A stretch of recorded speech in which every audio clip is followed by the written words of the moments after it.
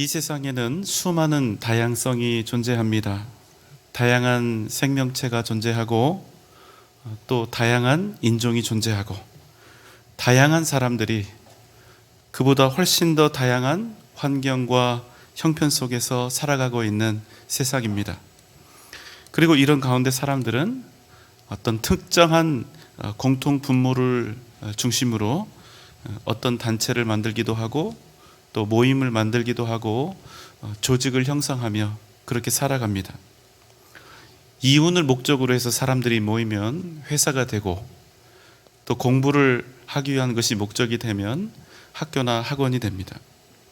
살고 있는 아파트나 마을을 중심으로 모이게 되면 동 모임이나 지역 모임이 됩니다.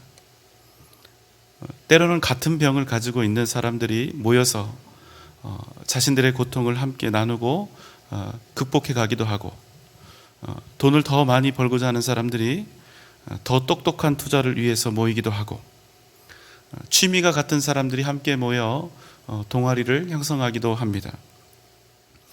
이와 같은 모임들은 각각 정해진 목적이 있고 그 목적의 성취를 위해서 함께 힘을 합합니다. 결국 무엇인가 얻고자 해서 유익한 결과와 열매를 얻기 위한 그런 목적을 이 세상의 모든 조직과 단체들은 다 가지고 있는 것입니다. 그래서 흔히 이런 회합들을 향해서 이익 집단이다 이렇게 부르기도 하는데요. 이러한 모임과 집합들 중 일부는 우리가 사는 이 세상 속에서 아주 강력한 힘을 발휘하기도 합니다. 하지만 이들 집합들이 가진 근본적인 한계가 하나 있습니다. 무엇일까요?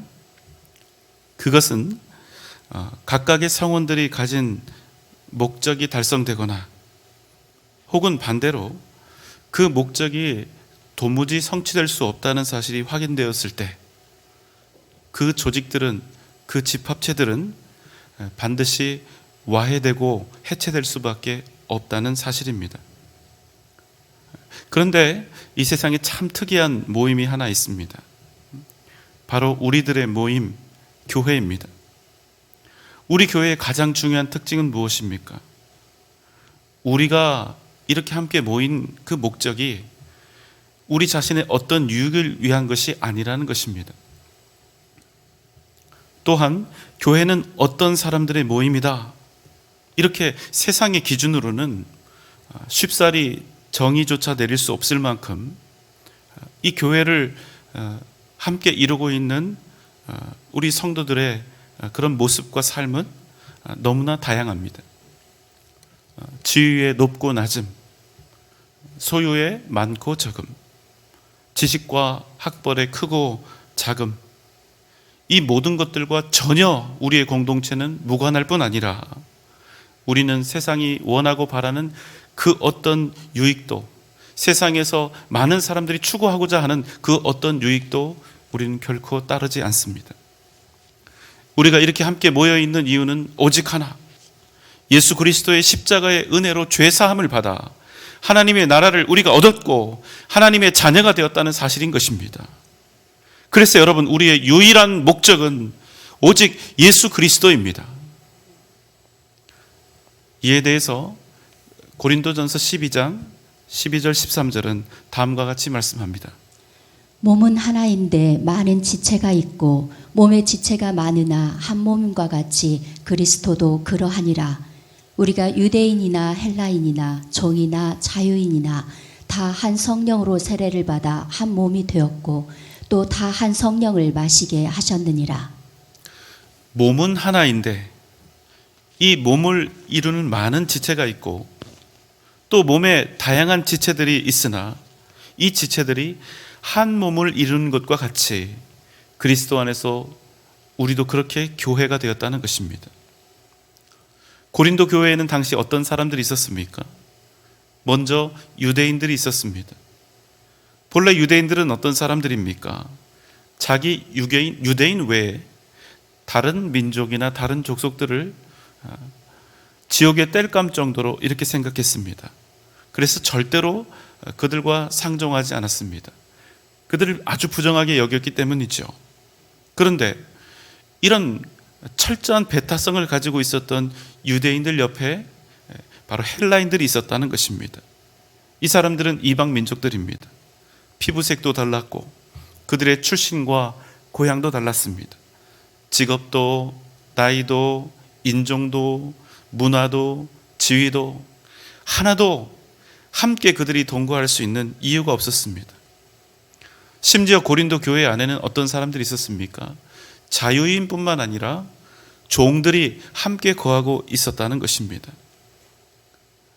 당시 주인의 물건이요 소유에 불과했던 노예들이, 사람 취급조차 전혀 받지 못했던 그들이 이 교회에서 거룩한 성도 중 한 사람이 되어 그들 가운데 함께 동거하고 있었다는 사실입니다. 여러분, 놀랍지 않습니까? 도대체 교회가 무엇이고 교회가 어떤 곳이기에, 어떤 모임이길래 과연 이런 일이 가능했던 것일까요? 모든 조건과 형편에도 불구하고 결코 함께할 수 없는 다양성과 절대로 좁혀지지 않는 간극, 절대로 함께 만날 수 없는 이 한계를 뛰어넘어서 그들이 그럼에도 불구하고 하나가 될 수 있었던 이유는 무엇입니까? 오직 예수 그리스도, 오직 우리 주님 때문에, 오직 우리를 위해 십자가에 달리신 예수 그리스도의 그 사랑과 은혜 때문에, 그 어떤 자격이나 그 어떤 이유도 목적도 없이 그들이 하나 된 주님의 교회를 온전히 이룰 수 있었다는 사실입니다. 하지만 이런 이유 때문에 교회 공동체에서 반드시 나타나는 한 가지 중요한 현상이 있습니다. 무엇입니까? 너무나 다양한 사람들이 모여 있기 때문에 우리는 한 가지도 서로 같은 것이 없습니다. 이 말은 무엇을 뜻합니까? 우리가 가지고 있는 이 다양성의 의미 속에는 반드시 우리 가운데서도 적지 않은 우열이 존재할 수밖에 없다는 것입니다. 우리 중 어떤 사람은 더 강하고 어떤 사람들은 연약합니다. 어떤 사람들은 풍요롭고 또 어떤 사람들은 그렇지 못합니다. 어떤 사람들은 배운 것이 많아서, 가진 지식이 많아서 유식하지만 어떤 사람들은 그렇지 못합니다. 그런데 그런 우리가 함께 모여서 주님의 교회를 이루고 있다는 사실입니다. 우리는 하나님은 공평하신 분이다, 하나님은 공평하시다, 이렇게 하나님에 대해 규정하기를 주저하지 않지만 사실 우리가 만나는 현실은 어떻습니까? 별로 공평하지 않습니다. 우리 각자에게 처해진 그 현실만 보아도 여러분 그렇지 않습니까? 우리가 정말 공평합니까? 가진 소유가 다르고 환경이 다르고 각자가 지금 짊어지고 가고 있는 이 인생의 무게가 다 다릅니다. 그러니 여러분, 세상적인 기준으로 우리를 본다면 우리가 사는 세상은, 심지어는 교회에서 공동체를 이루고 있는 우리 안에서조차도 공평한 쪽보다는 오히려 공평하지 못한 쪽이 훨씬 더 크게 보이는 것입니다. 그러나 정말 놀라운 사실은 이 모든 불균형과 불공평과 차별이 존재하는 세상 속에서 그럼에도 우리가 한 몸을 이루고 있다는 사실입니다. 여기 함께 모인 우리는 생각도 다르고 환경도 다릅니다. 지금까지 살아온 인생의 과정들도 다 다릅니다. 단 한 사람도 동일한 인생, 동일한 과정을 거쳐서 지금 여기에 계신 분이 없습니다. 우리는 취미가 같아서 모인 사람들이 아닙니다. 우리는 무엇인가 미래에 얻을 공동의 이익을 창출하기 위해서 모인 사람들이 아닙니다. 우리는 각자의 목소리를 내고 세상에서 권세를 발휘하기 위해서 모인 사람들도 아닙니다.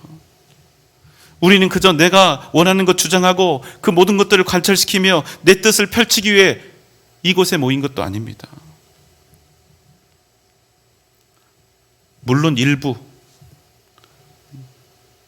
이러한 역할과 유익이 있긴 합니다만, 단지 우리가 위로를 얻고 더 많은 행복을 얻고 내가 원하는 것들 소원 성취하기 위해서 우리가 이 자리에 모인 사람들도 아닙니다. 우리가 정말로요, 진짜 목적대로 이곳에 모여 있다면 우리는 살아계신 하나님, 우리를 위해 십자가에 달려 죽으신 주님의 은혜 때문에 이곳에 있는 줄 믿습니다. 18절로 20절의 말씀입니다. 하나님이 그 원하시는 대로 지체를 각각 몸에 두셨으니 만일 다 한 지체뿐이면 몸은 어디냐?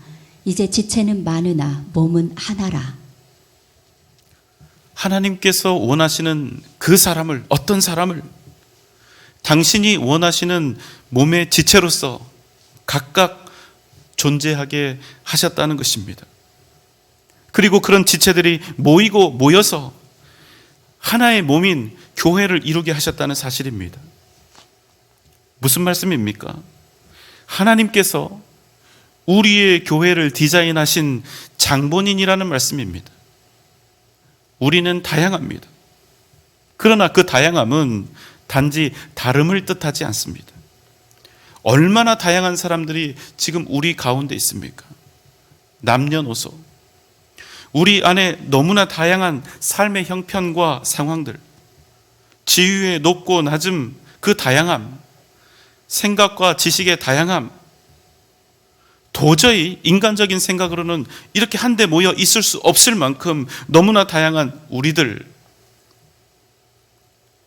가늠할 수 없을 만큼 완전히 다른 삶을 살고 있는 우리들, 그럼에도 불구하고 우리가 하나의 교회와 공동체를 이루고 있는 것은 그 원인이 오직 주권자이신 하나님께 있다는 사실입니다. 우리가 신앙생활을 하다 보면 옆에 있는 다른 성도와 나 자신을 비교할 때가 있습니다. 저 사람은 도대체 무슨 옷을 입었는지, 무슨 차를 타고 어떤 집에서 살고 있는지, 어떤 봉사를 하고 있고 또 헌금은 얼마나 하는지, 이런 기준으로 자신의 모습을 평가하려 할 때가 있습니다. 그러면 나도 모르게 자괴감에 빠지기도 하고 열등의식에 사로잡히기도 합니다. 때문에 왠지 조용히 가만히 나는 교회에서 예배나 드려야 할 것 같은 그런 마음이 들 수도 있습니다. 반대의 경우도 있죠. 아니, 저런 사람이 우리 교회에 있었어? 나처럼 해야지. 열심히 봉사도 하고 헌신도 해야지. 나처럼 생각해야지. 신앙생활을 무슨 저 따위로 한다. 그리고 자기 마음에 들지 않는 성도들에 대해서 옳다 그러다 난도질을 해댑니다. 자기의 생각과 기준으로 교회와 성도들을 판단하고 비판합니다. 교만으로 가득한 우월감입니다. 그래서 자신도 모르게 당신 같은 사람은 우리 교회에 아무런 도움이 되지 않는다. 우리 교회와 맞지 않는다. 그러니 다른 교회로 갔으면 좋겠다. 이런 오만한 마음을 품기도 합니다. 그러나 여러분, 오늘 말씀은 우리에게 무엇이라고 하십니까?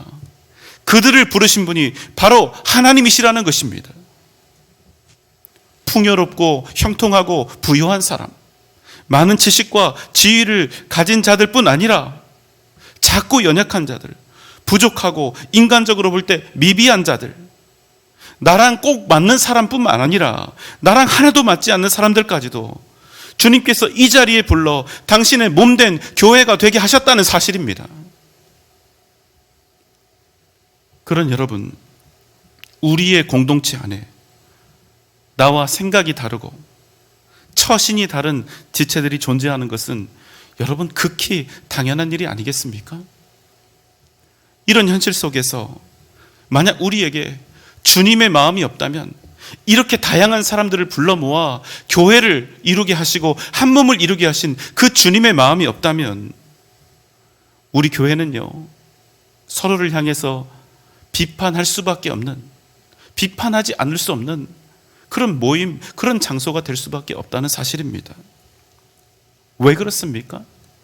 너무나 다양한 사람들이 함께 모여있기 때문입니다. 심지어 어떻습니까? 거기에 더하여 우리 모두가 다 죄인들이 아닙니까? 이러한 우리 교회 현실에 대해 주님은 다음과 같이 말씀하십니다. 21절로 24절입니다. 눈이 손더러 내가 너를 쓸 데가 없다 하거나 또한 머리가 발더러 내가 너를 쓸 데가 없다 하지 못하리라. 그뿐 아니라 더 약하게 보이는 몸의 지체가 도리어 요긴하고 우리가 몸에 덜 귀히 여기는 그것들을 더욱 귀한 것들로 입혀주며 우리의 아름답지 못한 지체는 더욱 아름다운 것을 얻느니라. 그런즉 우리의 아름다운 지체는 그럴 필요가 없느니라. 오직 하나님이 몸을 고르게 하여 부족한 지체에게 귀중함을 더하사 몸 가운데서 분쟁이 없고 오직 여러 지체가 서로 같이 돌보게 하셨느니라. 여러분, 이렇게 말할 수 있냐는 겁니다. 이 눈이 손에게 너는 별로 쓸 데가 없다. 이 머리가 발에게 너는 아름답지 않다. 그러니 내게서 떨어져라. 이렇게 할 수가 없다는 것입니다. 왜 그렇습니까? 더 약하게 보이는 몸의 지체가 도리어 더 중요하고 덜 귀하게 여겨지는 이 몸의 지체들을 더욱 귀한 것으로 입혀주며 아름답지 못한 지체일수록 도리어 더욱 아름다운 것을 얻게 하시는 것, 그것이 바로 주님의 마음이기 때문입니다. 여러분, 어떤 교회가 아름다운 교회입니까? 아름다운 교회는 아름다운 것들로만 채워진 교회가 아니라는 것입니다.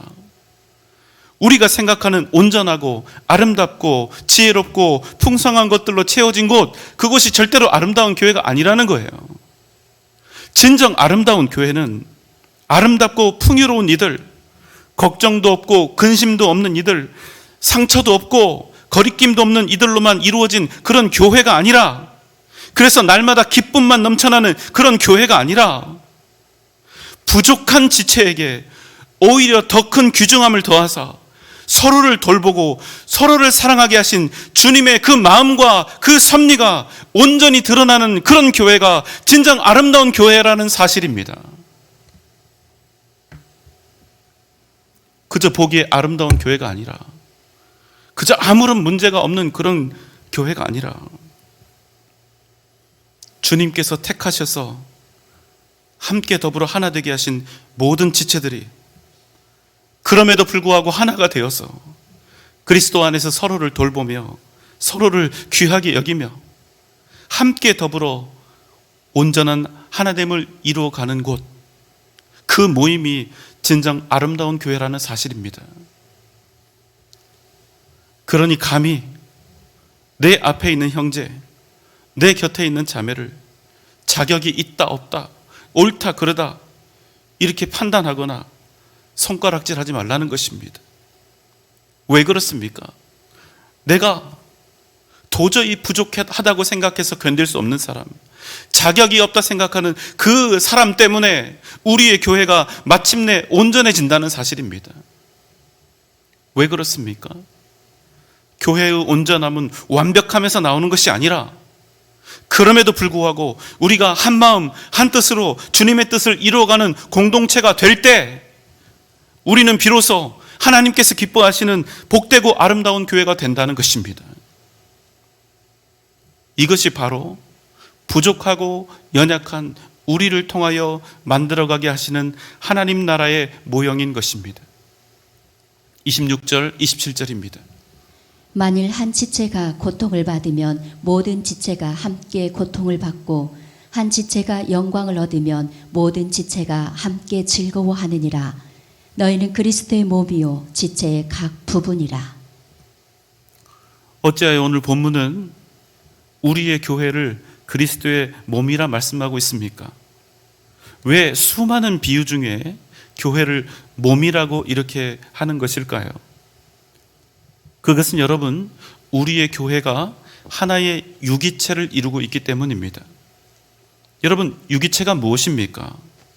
유기체는 먹고 마시고 호흡하고 생명을 보존하는 일에 있어서 완전히 하나인 독립된 생명체를 말합니다. 그럼 여러분, 교회가 유기체라는 것은 무엇을 의미합니까? 또 더불어 우리의 가정이 유기체라는 것은 무엇을 뜻하는 것입니까? 이는 함께 살고 함께 죽는다는 뜻입니다. 교회를 이루고 있는 구성원, 우리의 가정을 이루고 있는 가족들, 그 가족들 중 단 한 사람이라도 고통과 아픔을 겪게 되면 나머지 사람들도 함께 동일한 고통과 아픔을 겪을 수밖에 없음을 의미하는 것입니다. 한 몸이기 때문에, 한 유기체이기 때문에. 그래서 함께 기뻐하되 함께 슬퍼해야 하고, 함께 아파하되 함께 즐거워할 수 있는, 함께 살되 함께 죽을 수밖에 없는 운명 공동체가 바로 우리의 교회요, 우리의 가정이라는 사실입니다. 여러분 한번 생각해 보십시오. 내 가족 중에 누군가 한 사람이 잘 되고 형통하면 어떻습니까? 다른 가족들도 함께 기뻐하는 것입니다. 왜 그렇습니까? 한 몸이기 때문입니다. 그래야 진짜 가족이죠. 반대로 우리 가족 중에 한 사람이 아픔과 고통을 당한다면 어떻습니까? 말할 필요도 없이 함께 아파하고 슬퍼하는 것입니다. 왜 그렇습니까? 우리는 생사고락을 함께하는 유기체이기 때문입니다. 우리가 정말로 한 몸이요 한 가족이라면 그건 내 일이 아니라고, 그건 네가 잘못한 거고 네가 스스로 감당해야 할 일이라고 이렇게 말할 수가 없다는 것입니다.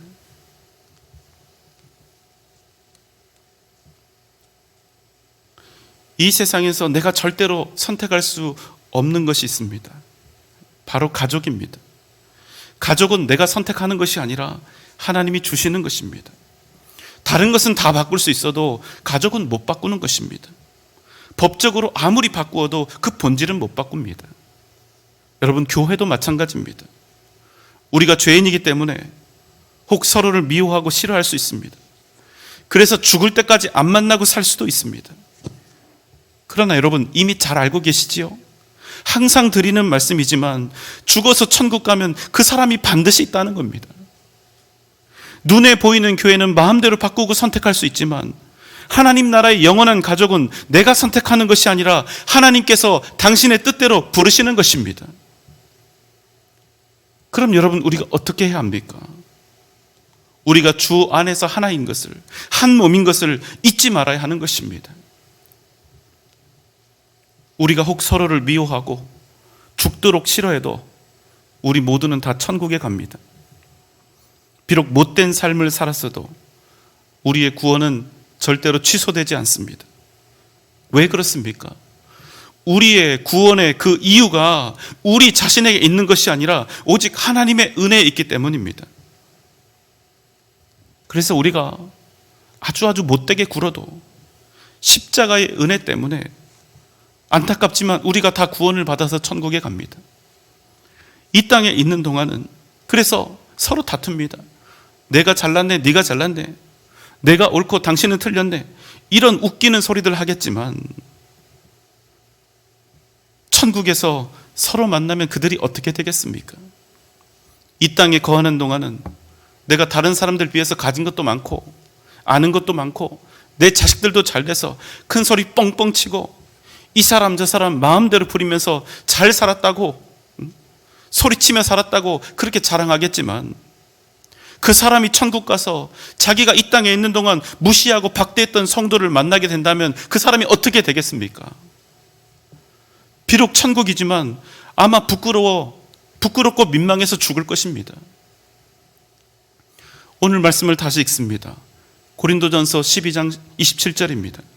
너희는 그리스도의 몸이요 지체의 각 부분이라.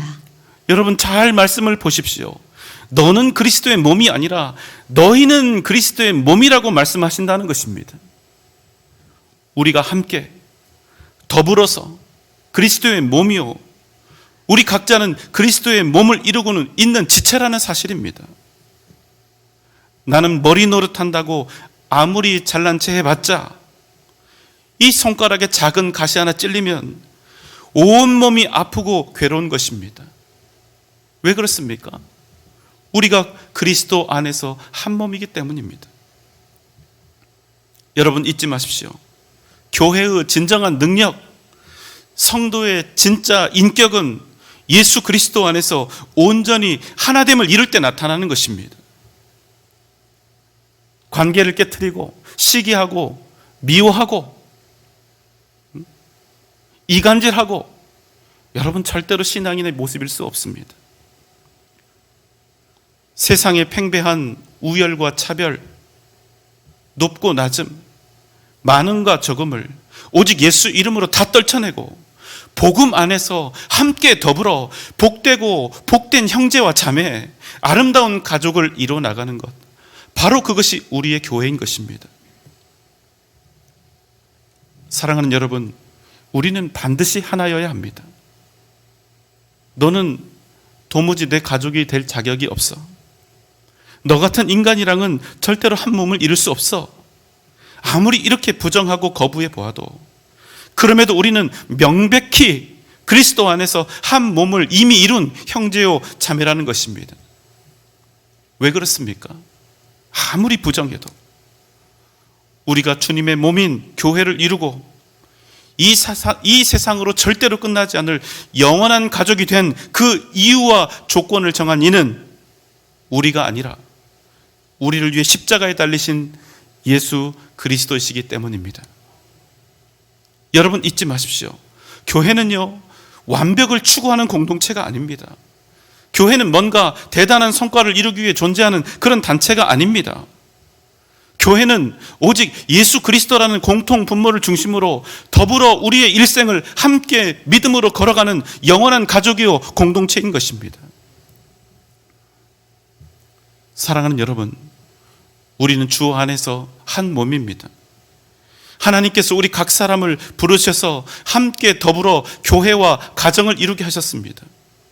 그냥 어쩌다가 걸린 교회, 그냥 어쩌다가 우연히 만나게 된 그런 가정이 아니라 하나님께서 뜻한 바가 있으셔서 우리를 귀히 보내신 우리 그리스도의 지체요 몸이라는 사실입니다. 여러분, 이 믿음 가지고 살아야 합니다. 이 믿음이 있으면 내가 속한 교회와 가정은, 그 가정이 아무리 힘들고 어렵다 할지라도 언제나 그 안에서 나를 그곳에 보내신 하나님의 뜻을 발견할 수 있다는 것입니다. 그리고 그 뜻을 이루어갈 수 있는 위대한 역사 현장이 된다는 사실입니다. 사랑하는 여러분, 우리 더욱 사랑합시다. 더욱 서로를 품고 용납합시다. 그럼 우리의 교회와 가정에 반드시 하나님의 나라 천국이 임하게 될 줄 믿습니다. 여러분에게 주신 교회와 가정이 날마다 주님께서 주시는 기쁨과 행복, 사랑과 하나됨으로 넘쳐나는 복된 은혜가 가득하시기를 주님의 이름으로 축원합니다.